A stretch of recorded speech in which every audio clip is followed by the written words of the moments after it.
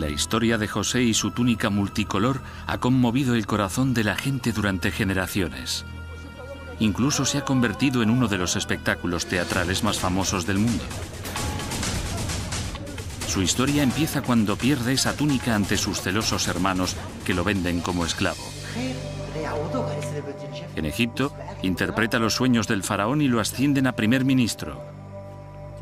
Es una historia maravillosa, pero no es parte de la historia. ¿Puede la egiptología arrojar algo de luz sobre José y la prenda de ropa que tantos problemas causó?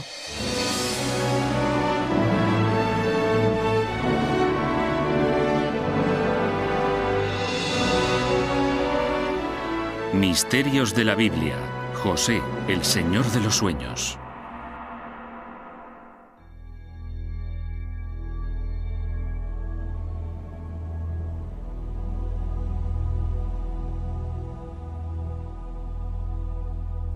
Las aventuras de José fueron escritas por escribas del año 600 a.C., más de 1000 años después de la época en la que está ambientada la historia.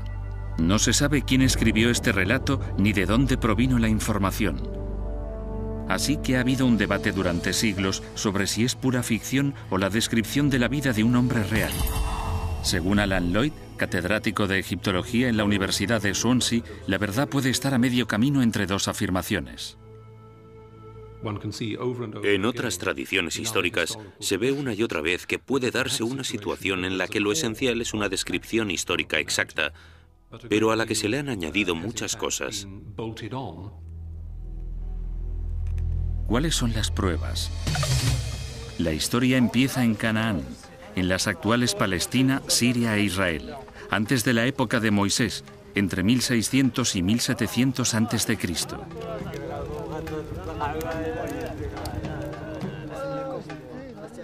Se explica en la Biblia, el Corán y la Torá. Se dice que José era uno de los 12 hijos de Jacob, un nómada rico. El hilo conductor de la historia es la rivalidad entre hermanos. Según el Dr. Lloyd Llewellyn Jones, un especialista en vida familiar, esta rivalidad entre hermanos era fuerte porque los jefes nómadas tenían más de una mujer.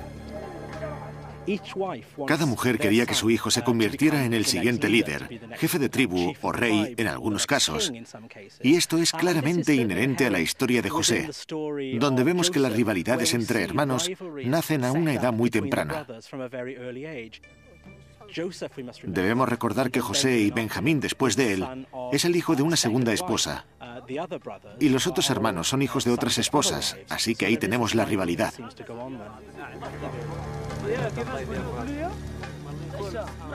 Pero el objeto que inició esa rivalidad fue, más que nada, una túnica que le dio a José su padre, Jacob. Se ha representado como una prenda de gran elegancia, inundada de color, un material de leyenda. Pero quizás no sea tan descabellado.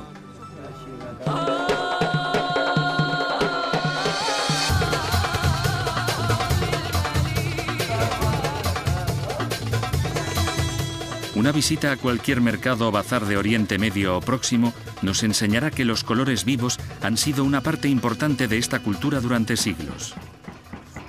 Se puede ir a prácticamente cualquier pueblo o ciudad de Oriente Medio y encontrar un taller como este, donde se fabrican telas de exactamente la misma manera que la descrita en textos, murales o cualquier otro medio visual de la antigüedad. Hoy en día, en los mundos musulmán y árabe modernos, se usan mucho las telas coloridas y también se hacen regalos textiles. Aún así, a la mente moderna que intenta imaginar el mundo antiguo, una vida en color no es lo primero que se le ocurre. Creo que tendemos a imaginar el mundo antiguo de manera monocromática, quizás por nuestra dependencia excesiva de las estatuas griegas y romanas. Creo que tenemos que quitarnos esa idea de la cabeza y recordar que el mundo antiguo y en particular Oriente Próximo eran una explosión de color.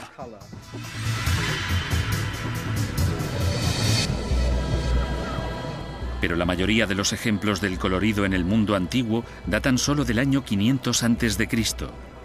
La historia de José está ambientada 1000 años antes. Para encontrar pruebas del uso del color en esa época, tenemos que entrar en el desierto egipcio más profundamente.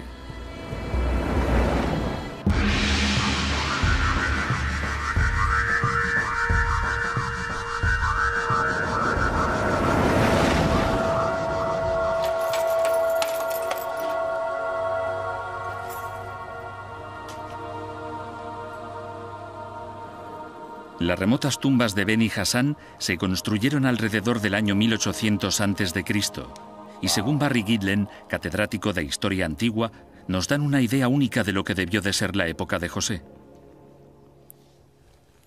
Estamos en la 12ª tumba dinástica de Numhotep III, un lugar fantástico, un lugar del que he hablado en mis clases durante años.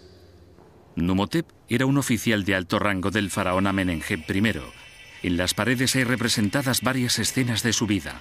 Algunas figuras son personas con las que vivió y trabajó, pero hay una escena de un grupo de viajeros con un aspecto muy diferente.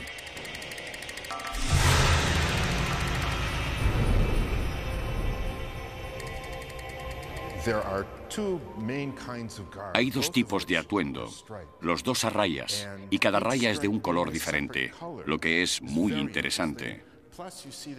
Además, se ve que hay dibujos en las rayas, lo que aumenta los rasgos distintivos, la belleza, la importancia del atuendo.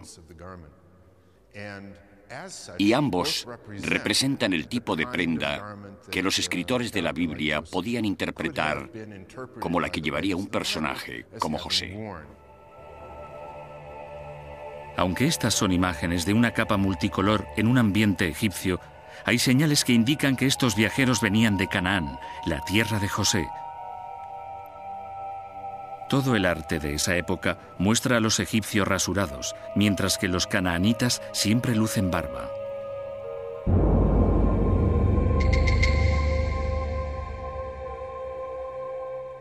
Mirad los personajes que entran. Mirad las barbas y las caras. Es la representación común de los canaanitas semíticos.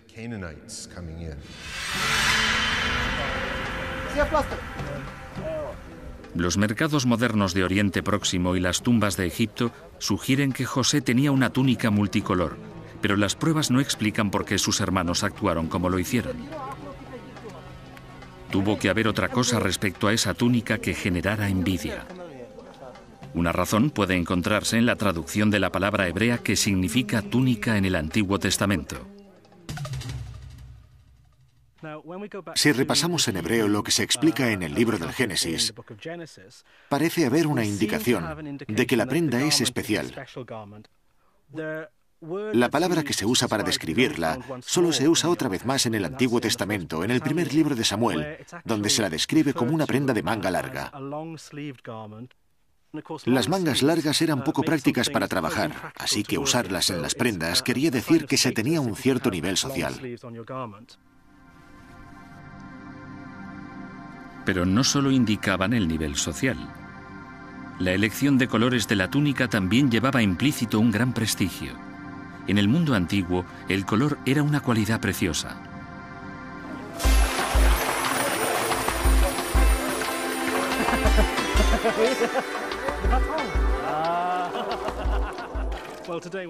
Bueno, hoy en día hay una miríada de colores entre los que escoger.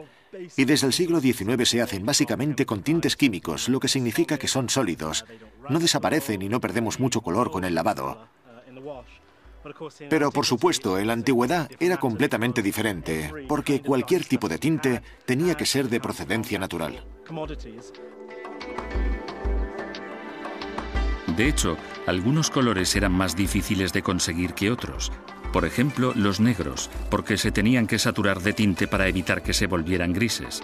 Los blancos requerían decoloración, un proceso muy complejo. Los tintes más caros eran los rojos y los morados, los colores que usaban los viajeros semitas en las imágenes de la tumba. El rojo se hacía a partir de los estambres de la flor del azafrán, y una pequeña flor solo tiene 3 o 4 estambres, así que se necesitaban miles de ellas para crear un color rojo vivo. Pero sin duda el color más importante que podía encontrarse en la antigüedad era el morado, de un tono oscuro, un púrpura. Un buen morado se conseguía con los productos del mar. Se creaba recolectando crustáceos y moluscos diminutos. Se necesitaban miles y miles de estos animales que se echaban en una cuba de agua hirviendo. Los antiguos habían descubierto ingeniosamente que se producía un rico tinte morado cuando se sumergía lana o lino en ella.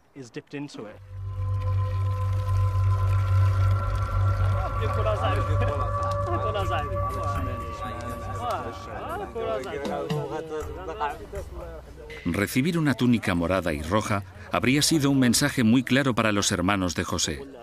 José era el favorito de Jacob. No es sorprendente que eso hiciera que los hermanos de José se deshicieran de él.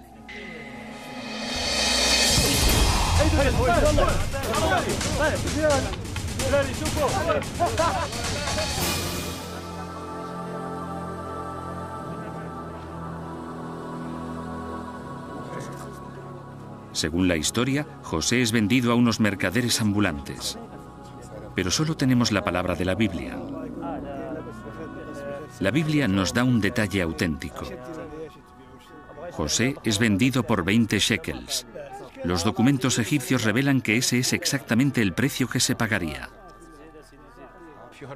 Unos siglos después, el precio ha subido hasta 30 shekels, al inicio del primer milenio a 50 shekels y así sucesivamente. Así que se puede hacer un gráfico y ver cómo sube el precio de los esclavos.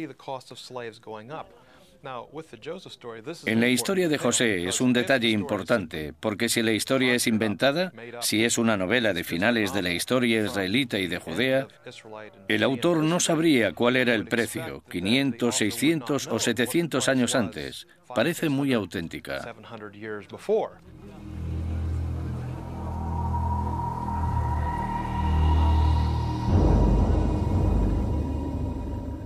Mientras se llevaban a José a Egipto, sus hermanos mancharon su túnica con sangre de cabra para fingir su muerte.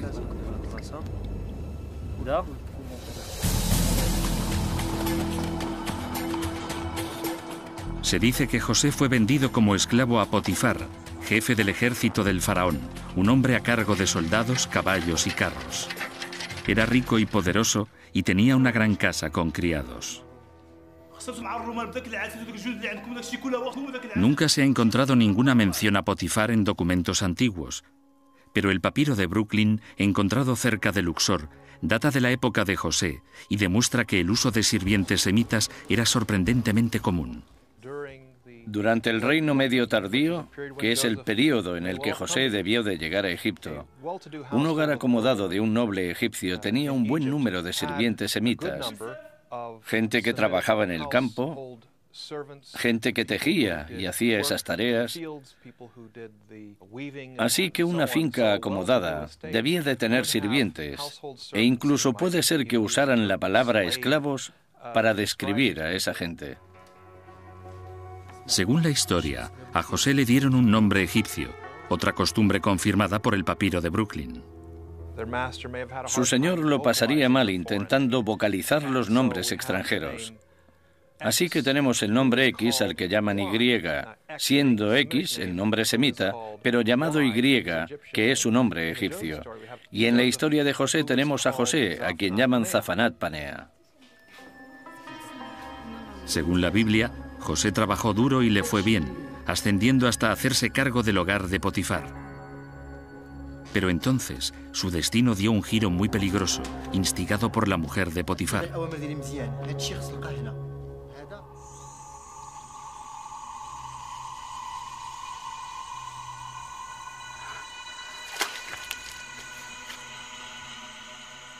Ella se le insinuó.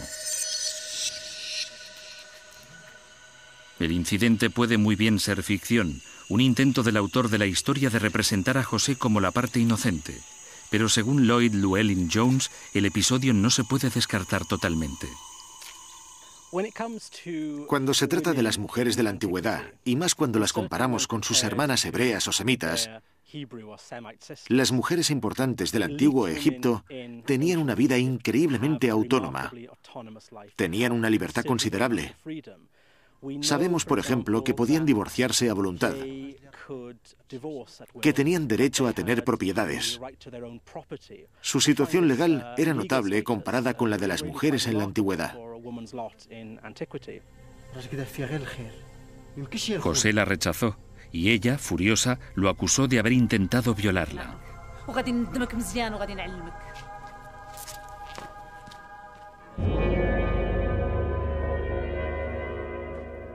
José fue encarcelado.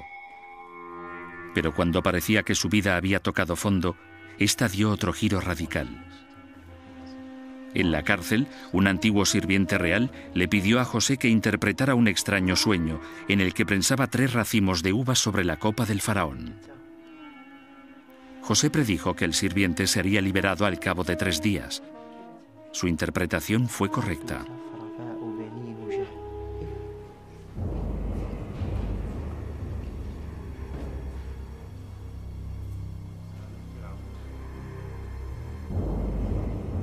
La noticia llegó a oídos del faraón, que ordenó que José fuese puesto en libertad para que interpretara sus propios sueños.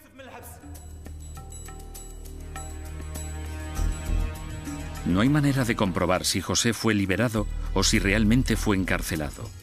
De hecho, algunos estudiosos de la Biblia sospechan que todo el episodio se usa con fines religiosos. Si tenemos en cuenta el mecanismo de la historia de José, tenemos una serie de salvaciones de José de sus cautiverios. La historia nos dice explícitamente que lo sacan de la cárcel porque tiene el favor de Dios. Pero eso no significa que José no fuese un virtuoso interpretador de sueños y que eso llamara la atención del faraón.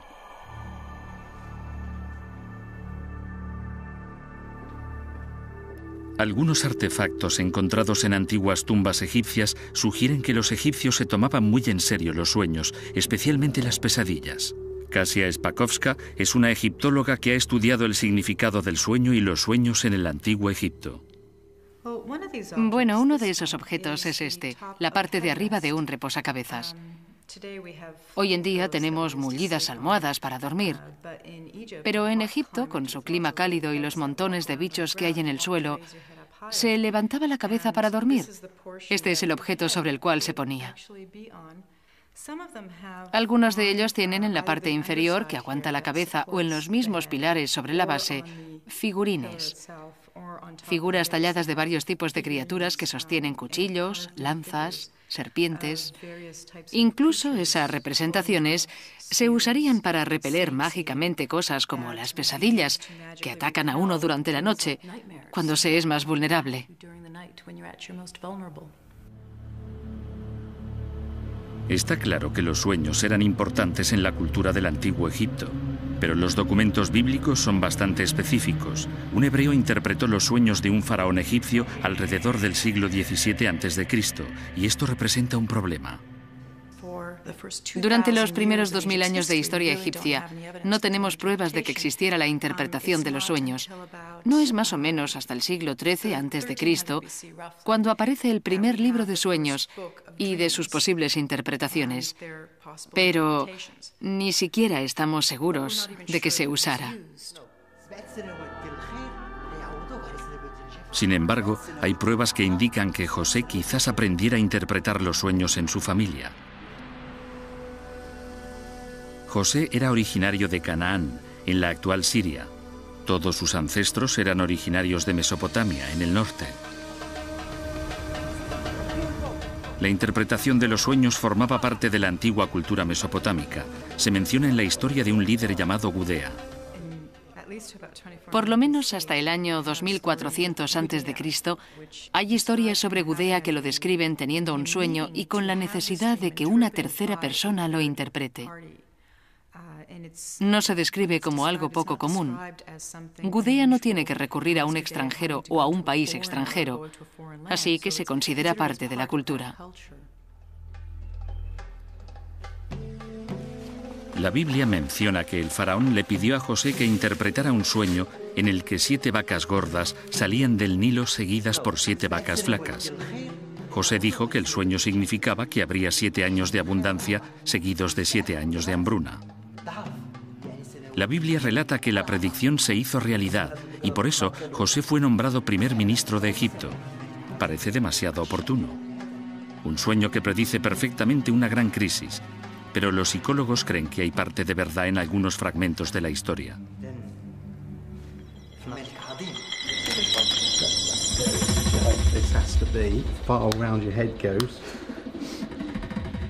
Mark Blakegrove analiza la teoría según la cual los sueños son más que imágenes aleatorias o una actividad que procesa los recuerdos.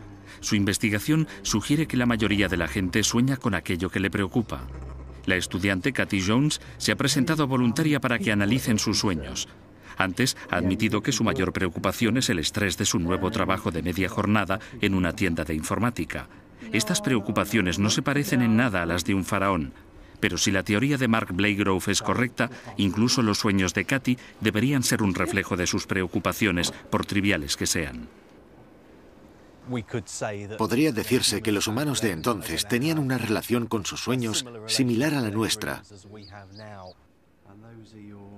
Y esas son tus ondas cerebrales que están muy despiertas porque están muy desilvanadas. Durante la noche se harán más pequeñas mientras no estés en la fase REM. Y cuando entres en la fase REM desaparecerán. Los sueños se identifican gracias a una parte del sueño llamada REM, movimiento rápido de ojos. Los sensores de la cabeza de Cathy están conectados a un ordenador que avisará a los investigadores cuando empiece la fase REM.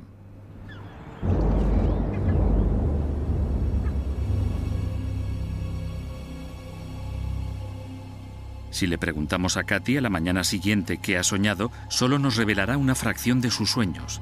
La mayoría de nosotros olvidamos el 80%, así que despertarán a Cathy cada 90 minutos. Bien. Ha estado así unos minutos. Tiene este tipo de ondas que se llaman ondas en diente de sierra. Esto suele ocurrir cuando se entra en la fase REM. Estas ondas cerebrales indican que es el momento de preguntarle por sus sueños. ¿Estás despierta, Katie? ¿Estabas pensando algo en ese momento? Estaba en el trabajo colocando productos en los estantes. Ah, bien, colocabas productos en los estantes. Sí, pero colocaba cosas muy extrañas. Eran cosas rarísimas, como tazas verdes y rojas y cosas así, y las ponía formando figuras. Cada vez que la despertaban, grababan sus sueños. Mientras avanzaba la noche, surgió un patrón muy claro. Una y otra vez, los sueños de Cathy estaban relacionados con su trabajo de media jornada.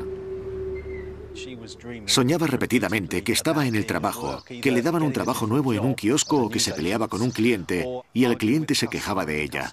Lo interesante de la noche es que parece que tenemos más sueños cuando sufrimos estrés, pero el contenido de los mismos parece estar relacionado con las cosas que nos preocupan. Los descubrimientos de Mark Blakegrove corroboran estudios que muestran los poderosos efectos del estrés sobre una mente que sueña. Se han hecho experimentos privando a la gente de agua durante la mitad del día para que se fueran a la cama sedientos, y se descubrió que era más probable que soñaran que bebían.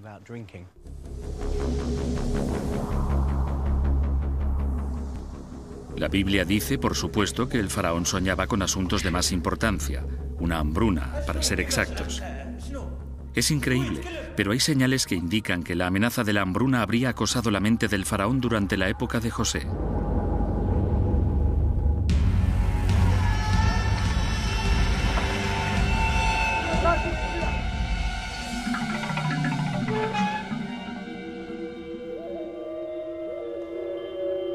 Fekri Hassan es un egiptólogo que ha investigado por qué la civilización que creó las pirámides, unos 500 años antes del nacimiento de José, desapareció en cuestión de décadas.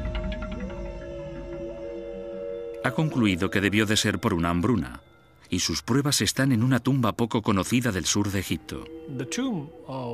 La tumba de Ankitifi, que era gobernador de un municipio del Alto Egipto, es una tumba muy significativa porque contiene este documento único sobre la hambruna.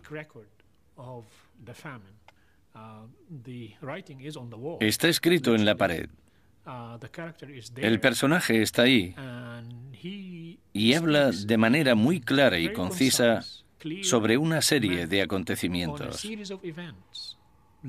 aguas bajas, hambrunas y gente que dejaba su hogar y huía en todas las direcciones.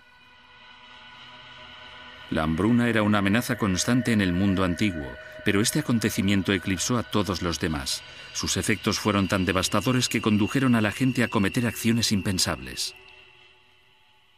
Todo el Alto Egipto se moría de hambre, hasta el punto de que la gente había llegado a comerse a sus hijos. No solo causó una hambruna masiva, sino una caída total del orden social.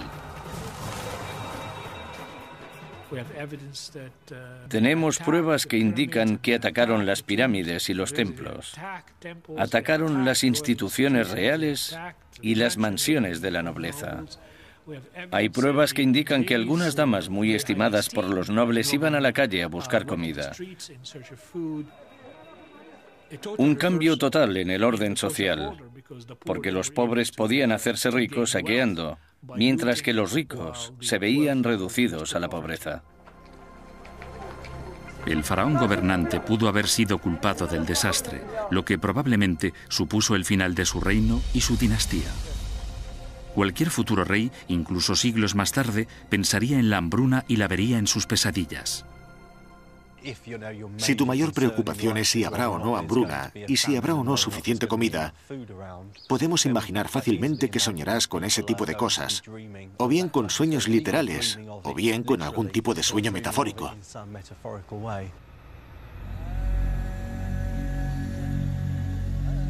Con el trauma de las hambrunas pasadas en la mente de los faraones y seguramente de todos los egipcios, quizás la interpretación de José no sea sorprendente.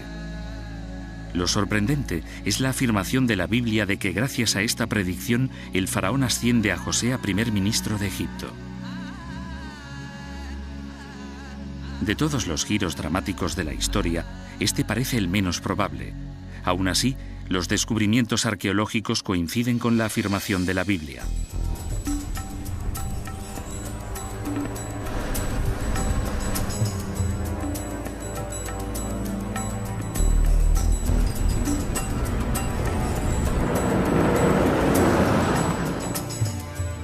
Uno de esos descubrimientos está en la tumba de los reyes de Amarna, en el Medio Egipto.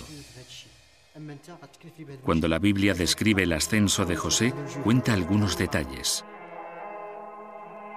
Como señal de autoridad, el faraón le dio a José su sello y le puso una cadena de oro en el cuello. Según Barry Girdler, estos detalles pueden contrastarse con las pruebas del protocolo faraónico. El propietario de esta tumba era un hombre llamado Ay, que vivió en el año 1450 a.C., 200 años después que José.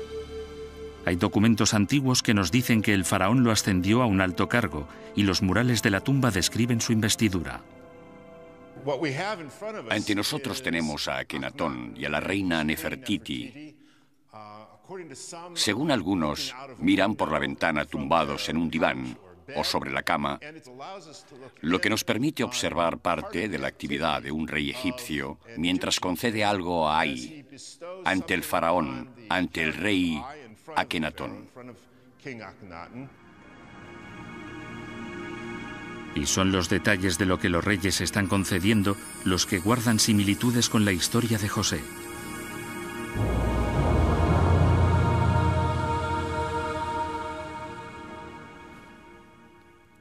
Esto es muy similar a lo que ocurre en el libro del Génesis, donde tenemos al personaje de José ascendido a alto cargo por el rey de Egipto, y como parte del proceso de investidura, el rey le da una cadena de oro, ropa elegante y su insignia, su sello.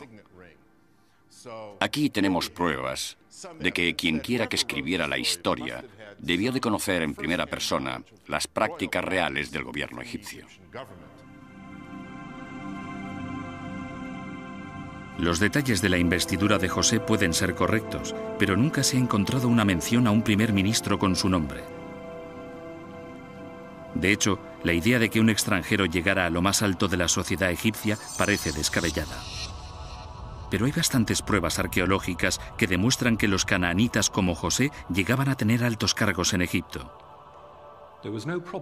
No había problema para que la gente originaria de Siria, Palestina o de cualquier otro sitio fuera de Egipto tuviera muchísimo éxito y llegara a convertirse en un alto cargo siempre y cuando estuviera preparada, tal y como se describe a José, dispuesto a aprender las costumbres egipcias.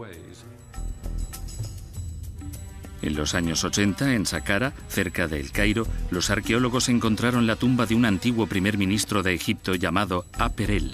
Su nombre, Aper-El, es muy significativo. La palabra El es el término canaanita para decir Dios. El nombre Aper-El no es un nombre egipcio, sino un nombre semítico. Era el visir, el primer ministro del Bajo Egipto, el norte de Egipto, durante los días del faraón Akenatón. Aquí tenemos a un semita que consiguió un cargo muy alto en la administración del faraón Akenatón. Queda claro que los faraones nombraban a veces primeros ministros semitas, pero todas las pruebas provienen del Reino Nuevo, unos 300 años tras la muerte de José. No hay pruebas que indiquen qué sucedió en el Reino Medio, en la época de José.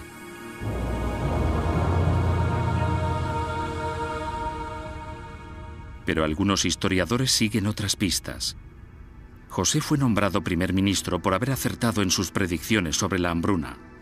Las pruebas de hambrunas en el Reino Medio y de las medidas para enfrentarse a ellas apoyarían el relato de la Biblia. Una losa descubierta recientemente, un bloque de piedra, habla de una avalancha de hambrunas en el Reino Medio.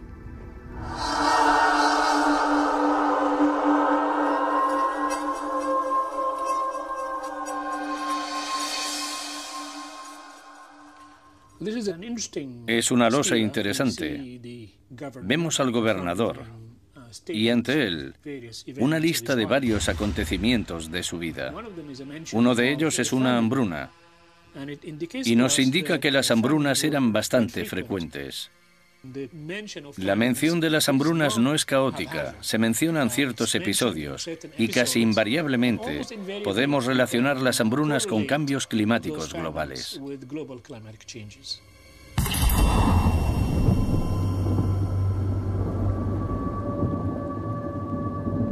La confirmación de estas hambrunas del Reino Medio se ha encontrado recientemente en el sur de Egipto, en la nieve y el hielo, en lo alto del monte Kilimanjaro, en Tanzania. Lonnie Thompson y su equipo de geólogos subieron desde la jungla hasta más allá de la nieve para buscar núcleos de hielo. Y estos núcleos de hielo pueden hablarnos de la historia climática de Egipto. El Kilimanjaro es, digamos que es el único lugar donde se puede conseguir un núcleo de hielo que guarde pruebas de los acontecimientos en esta parte del mundo. Pero también es muy importante en la historia de Egipto porque las fuentes del Nilo dependen de la lluvia y de la acumulación de ellas. Y este campo de hielo del Kilimanjaro depende de la nieve, que viene del mismo sitio. Así que están relacionados íntimamente y deberíamos verlo en estos núcleos de hielo.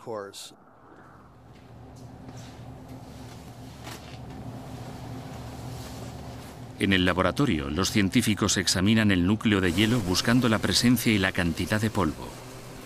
El polvo es una huella de los mayores cambios climáticos, porque su presencia sugiere una catástrofe antigua, una erupción volcánica o incluso la caída de un meteorito.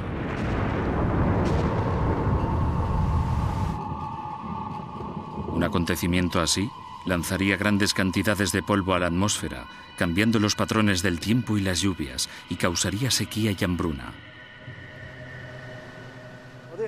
Estos son trozos del núcleo de hielo del Kilimanjaro. Están a unos 40 metros bajo tierra. Esta es la pieza más antigua que tenemos. Vemos que hubo un acontecimiento polvoriento. Esto fue hace unos 4.200 años. Es una sequía de 300 años en la historia egipcia. No es la hambruna que predijo José, sino la hambruna cataclísmica que condujo al canibalismo que se menciona en la tumba de Anquitifi, 500 años antes de la época de José.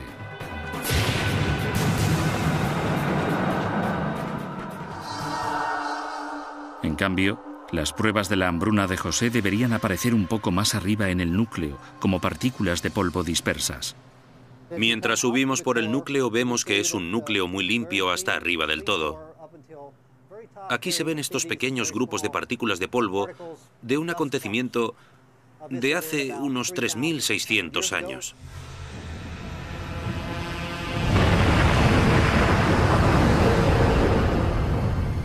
El polvo corresponde a la erupción en el año 1644 a.C.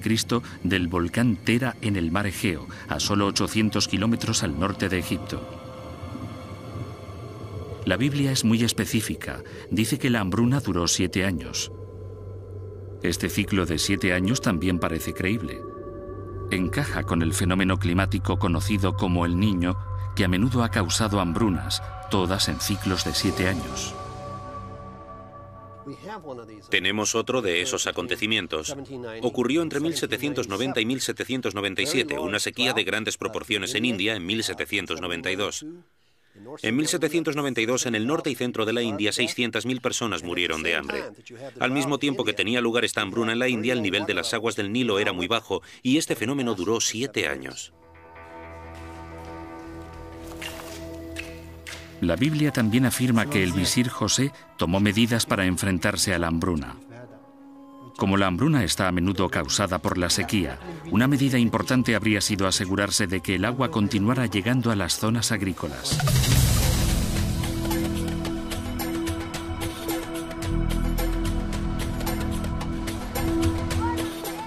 La principal fuente de recursos de gran parte de Egipto, tanto ahora como en el pasado, son las fértiles tierras que rodean el lago Karún, al oeste del país.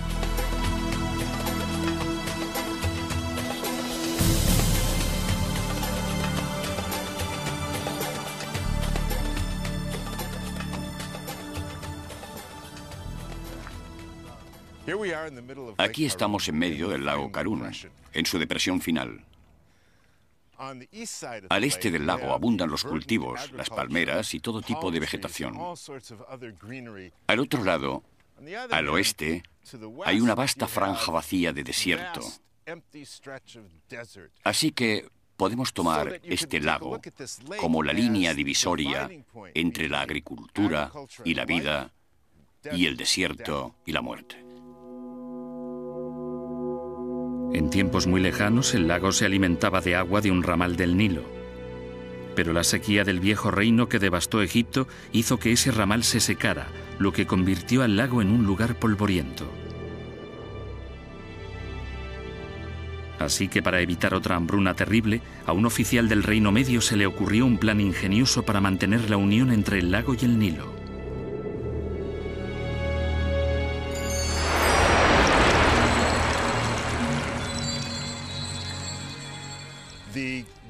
El gobierno egipcio decidió dragar uno de esos ramales, hacerlo más profundo y limpiarlo de lodos para convertirlo básicamente en un canal.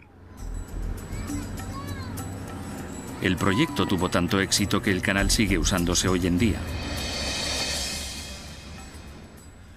Para esa obra debieron de necesitarse miles de hombres. No sabemos cuántos, ni sabemos cuántas horas, días, semanas, meses o años. Pero se mantuvo este ramal del Nilo despejado y eso permitió que esta zona, la zona de los alrededores de Fayum, mantuviera su fertilidad.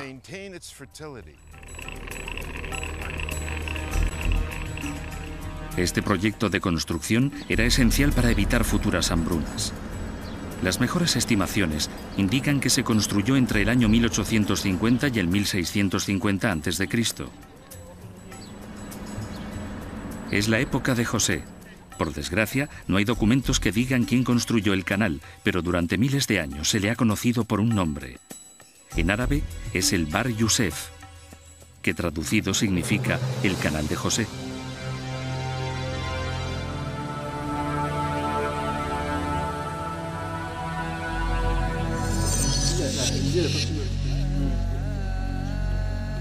Durante una hambruna, José fue decisivo para proteger a Egipto y salvar la piel del faraón.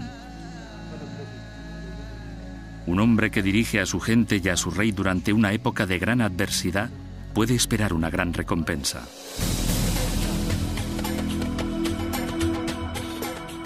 La Biblia afirma que José le preguntó al faraón si su familia podía instalarse en Egipto.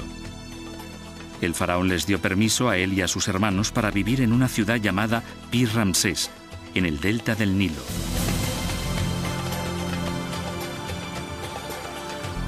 Pero los arqueólogos que investigaron aquella zona no encontraron huellas de la ciudad. Entonces, un día, en los años 70, un granjero encontró la primera pista importante, los restos de una estatua colosal. Los arqueólogos están convencidos de que aquí estaba situada la ciudad que se menciona en la Biblia.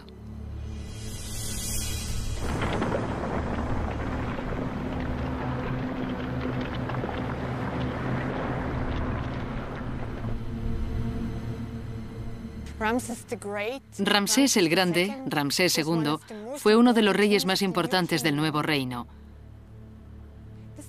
Esta es la zona de Pi Ramsés, su capital. Era una enorme ciudad en su época. Aquí tenemos la estatua y sabemos que hay un templo allí y varios templos y casas más.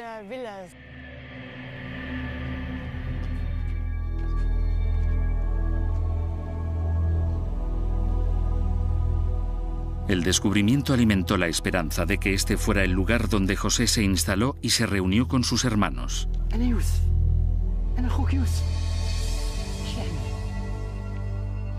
Pero las esperanzas se desvanecieron cuando los arqueólogos descubrieron que Pi Ramsés había sido fundada 300 años después de la época de José.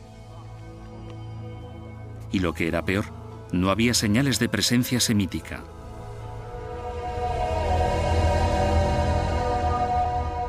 Pero entonces se descubrieron inscripciones que sugerían que Pi Ramsés se había construido encima de una ciudad más antigua llamada Avaris. Si podían encontrarla, quizás podrían encontrar a José. Sabemos, gracias a fuentes antiguas, que Avaris debió de estar situada al sur de Pi Ramsés, la antigua capital de Ramsés. Así que los arqueólogos que buscaban Avaris empezaron por el sur y al final la descubrieron. Y pudimos añadir el nombre de Avaris a nuestras excavaciones.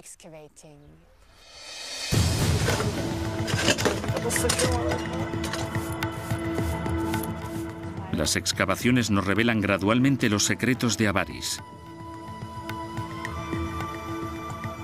Se construyó 300 años antes de Pi Ramsés, en la época en la que se piensa que pudo vivir José, y sus ruinas revelaron interesantes pistas sobre la presencia semítica.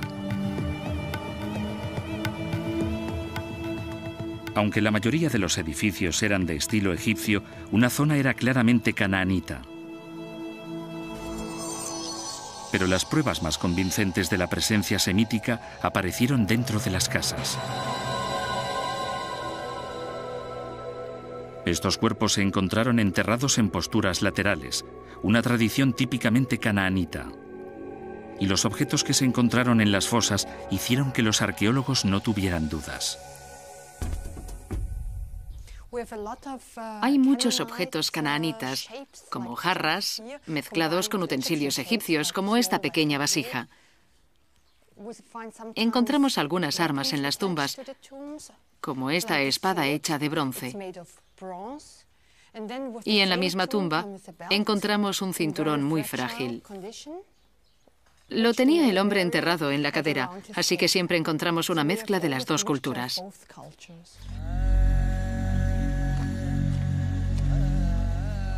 Estos descubrimientos concuerdan con la afirmación de la Biblia de que los semitas se instalaron en el delta del Nilo. Pero solo los semitas pobres, quizá esclavos.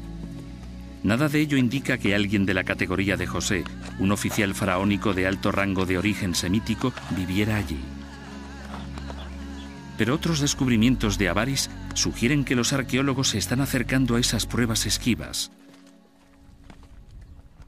Las excavaciones han vuelto a tener un uso agrícola, pero no sin antes hacer planos detallados e informes fotográficos.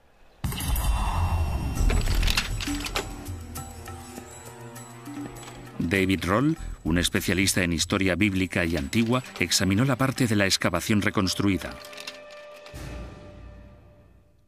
En este campo encontraron un monumento muy especial. Esto es lo que queda de él, es el suelo de un palacio, no un palacio enorme, no un palacio real, pero sí una casa de muy alta calidad de algún oficial de alto rango. Si la reconstruimos se puede ver lo compleja que es. Hay varios elementos construidos en épocas diferentes. La parte principal, la sala de audiencia y el dormitorio principal, tenían un pórtico de 12 columnas, un número significativo en la Biblia. Más tarde se le añadió esta ala de habitaciones idéntica, con otro pórtico delante del cual estaba el patio.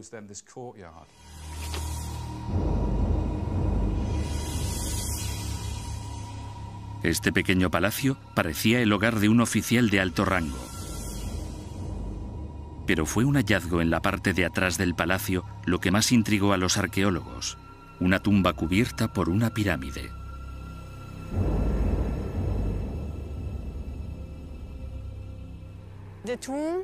La tumba estaba allí, al sur del palacio. Una de las tumbas más interesantes era la de un dignatario con una capilla funeraria. Y dentro de la capilla encontramos los restos de una estatua funeraria.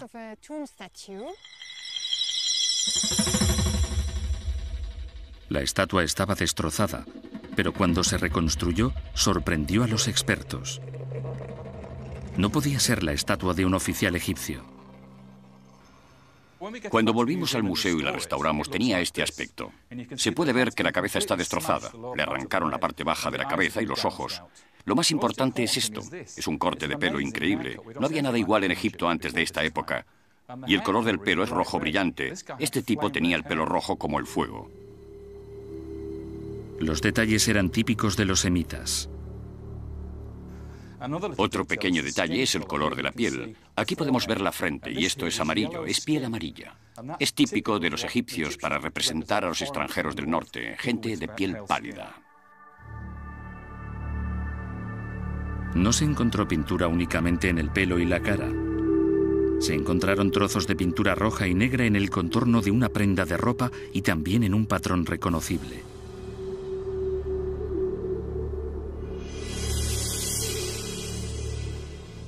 Con estos fragmentos de estatua, David Rohl empezó a construir su impresión de lo que debió de ser la imagen de la figura.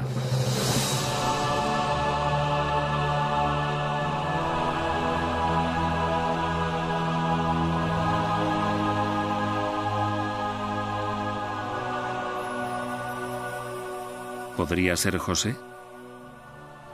La ausencia de nombre significa que no hay manera de saberlo, pero para David Rohl no hay más candidatos.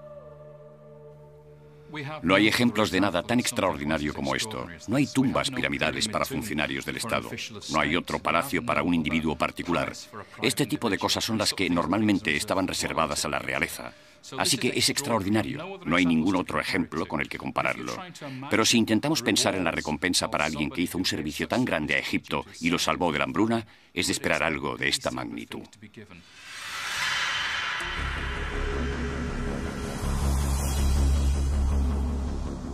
La increíble historia de José no es nada más que la predecesora de otra historia aún más espectacular: Moisés y el Éxodo. Pero es en la historia de la huida de los hebreos de Egipto donde encontramos una pista final para descubrir la identidad de esta misteriosa estatua. La mayoría de las tumbas egipcias fueron despojadas de tesoros, muebles, ropas y joyas. Esta tumba no fue una excepción, pero en este caso también se llevaron los huesos. Si un saqueador hubiese entrado para destrozar la tumba, hubiese dejado los huesos, ya que no tienen ningún valor intrínseco. Así que alguien sacó el cuerpo de esa tumba. Según la historia de José, en la época del Éxodo, cuando Moisés sacó a los israelitas de Egipto, se llevó el sarcófago de José consigo, dejando vacía la tumba. Así que tenemos un tipo con una túnica multicolor y una tumba vacía. Tiene que ser José.